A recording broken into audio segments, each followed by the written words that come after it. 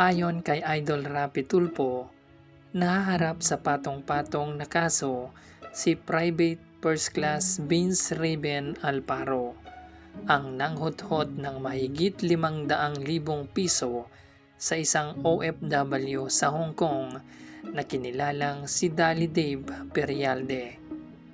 Ayon kay Dali, nag-loan pa ito para lang may maibigay kay Vince Raven dahil magbi-business daw ito ng lending.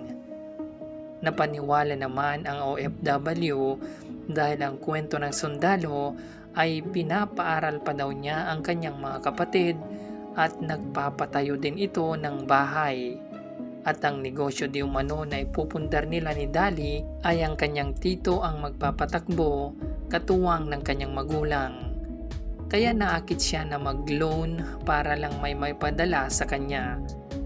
Kumpleto sa resibo si Dali, kaya walang lusot ang sundalo.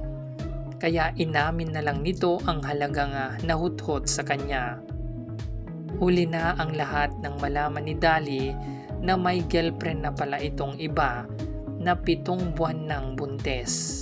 Ang masakit pa dito, sa mismong girlfriend ni Raven ang nagsabi na pinirahan lang si Dali dahil ito ang kwento ng sundalo sa kanya. Mariing itinanggi naman ng girlfriend ni Raven na may kinalaman siya sa ginawang panloloko kay Dali dahil siya mismo ay biktima din dito.